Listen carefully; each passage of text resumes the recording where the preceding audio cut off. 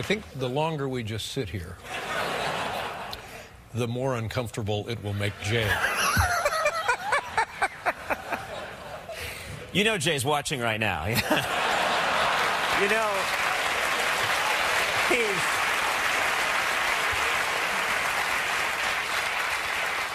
he's getting a live feed in a satellite truck right now. He is watching every second. Yeah. Dave looks unhappy. He's going to pack it in soon. Yeah. You, I know from your perspective... Well, I'm done. That was all I had to do. I know from your perspective it was difficult. What are we talking about now? You know, when you decided to go to TBS and all of that, and you took our show and did a great job there. Then you had the Tonight Show, did a great job there. And then...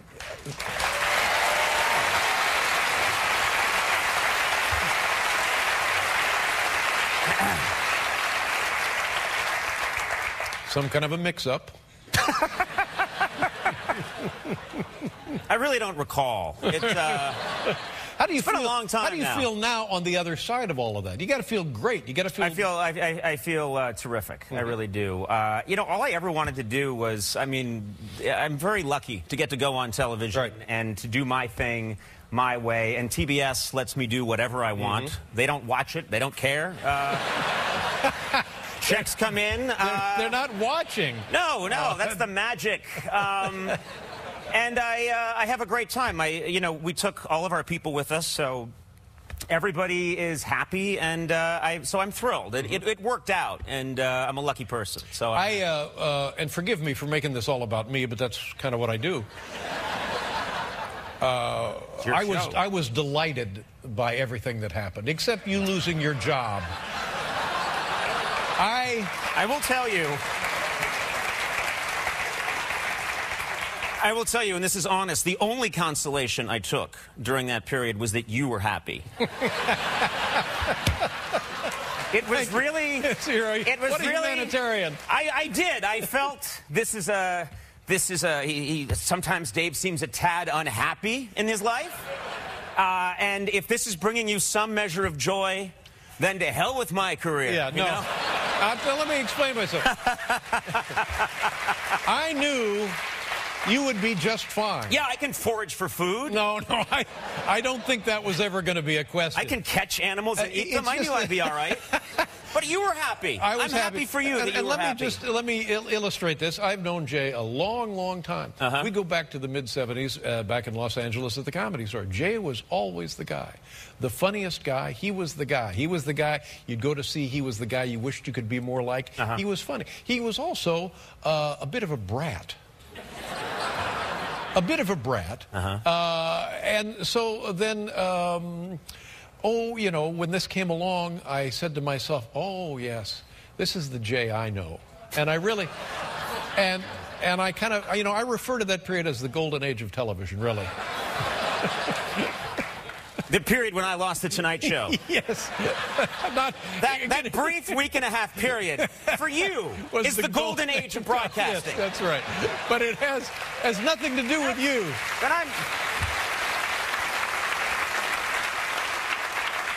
Then I'm contented. And people, this is a silly question. I'll ask it anyway. Any moments of genuine amusement during that ordeal? Yes. There were some. There were moments when I was able to step outside my body and see the absurdity of it all. There was I had the Tonight Show, I believe, on a Friday, stepped down, left the Tonight Show. On Monday, we had things to figure out, how to take care of people, how to get things, you know, how to dismantle this mechanism. And I called my assistant. I said, we got to get together. And she said, we have no office. So we went to a Marie Callender's restaurant in the Valley. You have no office. And it was empty. I'm not kidding. There's a Marie Callender's in Burbank. And I went there with my assistant, Sona, and she sat on one side and I sat on the other. And I'm barking, you know, this is what we're going to do, see? We're going to take care of everyone, yeah. And we're going to do that, and we're going to do the next thing, too. And a woman came by and said, didn't know or care who I was, do you want one of our 9 pies? And I realized in that moment the disparity between sitting behind the desk as the host of The Tonight Show on a Friday and being demoted to a table at Marie Callender's, which, by the way, is a fine restaurant. Yeah. And it makes a killer pie, but I thought, this is appropriate somehow. Yeah. This is... Not everyone would agree that it's a demotion, going from The Tonight Show to Marie Callender's, because, as you can tell, the pie...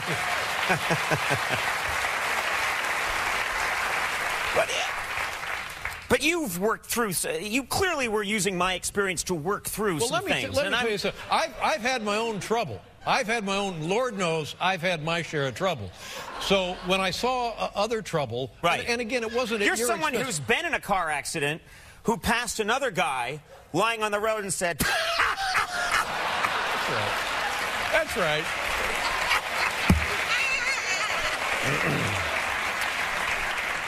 I was in one of those once. It was terrible. Let me return to my position here. It was the delight of seeing. Now, how many times, just between all of us, how many times in your life have you seen a picture of Jay stopping by the side of the road to help elderly folks who have run out of gas or whose car has caught fire, who have lost a tire or something? And there is Jay being the Good Samaritan to help out those people, like the AAA, except the AAA doesn't bring a photographer. That's the only difference between Jay and the AAA.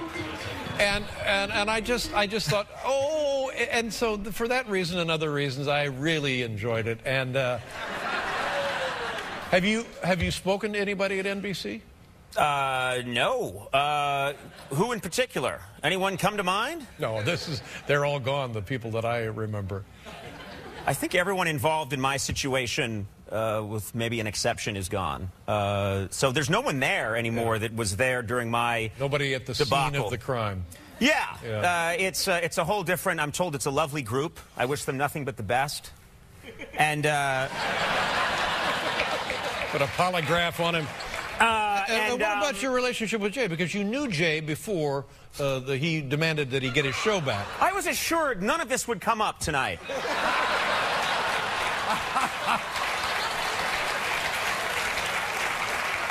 I was told we would discuss our shared love of antiquing.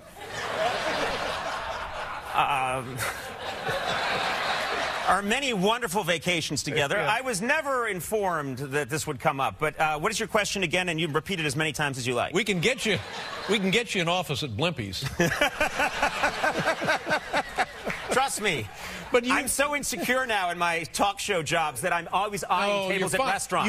You just I could go there. I could be happy. But you had a relationship with Jay before the felony took place. What was the relationship like with Jay before this? Yeah, occasional phone call and. Did you feel a kinship, a camaraderie? It's a busy world. I come from a large family. No, I would say up until this event, we didn't have that much in common. Right. We're quite different fellows, he and I. I don't know why I suddenly reverted to 19th century diction. But he and I are different, and so we didn't have a lot to talk about in common. Right. I don't own many automobiles that were made before 1904, primarily of brass and leather. And so I don't know what to... Now we're going. Now we're getting someplace. I don't know.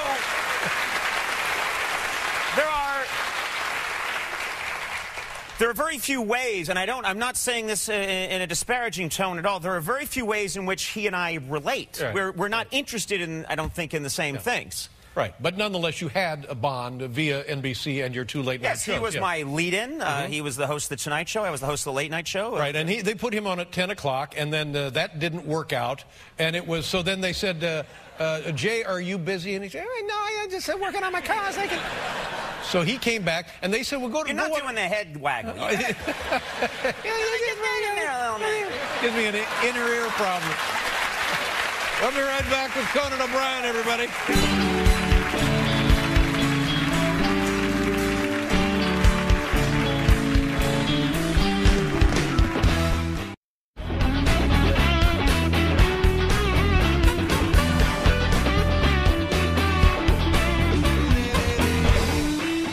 O'Brien is here, ladies and gentlemen.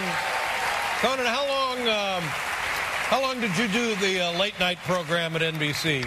The late night program, I believe I did it almost, maybe about 16 years, something like that. Paul and I did it before you for 12 and a half years. So you're the longest running host of that time period. And before Paul and I did it, what was it, Paul? It was the Tomorrow Show with Tom Snyder. Tom Snyder. Which was, in its inception, a tremendous show. A brilliant show. Yeah, it was a great show. Terrific, riveting interviews with John Lydon from the Sex Pistols, John Lennon. Yeah, he did a lot of really nice stuff. And now you're at TBS, and things are great there. You have a hit show on TBS, and they leave you alone. You get to do everything you want. Yeah. How's your family? Are they all settled and everything's good now? Family's terrific. I have a lovely wife. I have 2 kids. I have an 8-year-old boy and a 6-year-old son. Tell me all about the 8-year-old, because I have an 8-year-old. I have an 8-year-old girl, Nev, and she's terrific. She is very beautiful. She's very smart. She's very quick to judge, like me.